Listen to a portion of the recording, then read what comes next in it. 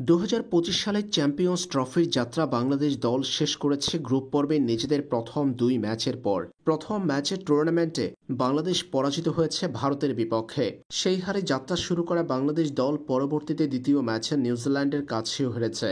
টানা ২ হারে টুর্নামেন্ট থেকে ছিটকে পড়েছে বাংলাদেশ দল। গ্রুপ পর্বের নিজেদের শেষ ম্যাচটি রাওয়ালপিন্ডিতে খেলা হয়নি টাইগারদের। পাকিস্তানের বিপক্ষে নিয়ম রক্ষার ম্যাচে মাঠেই নামতে পারেনি বাংলাদেশ। বৃষ্টির বাধায় শেষ হয়েছে সেই ম্যাচটি। চ্যাম্পিয়ন্স ট্রফিতে তাই গ্রুপ পর্বে কোনো ম্যাচেই জেতা হয়নি বাংলাদেশের।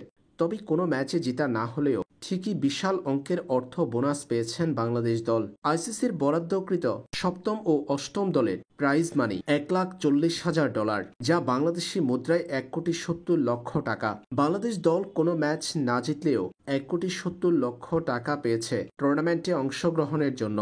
শুধু তাই নয়, এছাড়াও টুর্নামেন্টে অংশগ্রহণ করে বাংলাদেশ আইসিসির কাছ থেকে পেয়েছে $1,25,000, যা বাংলাদেশি মুদ্রায় প্রায় 1,51,00,000 টাকা।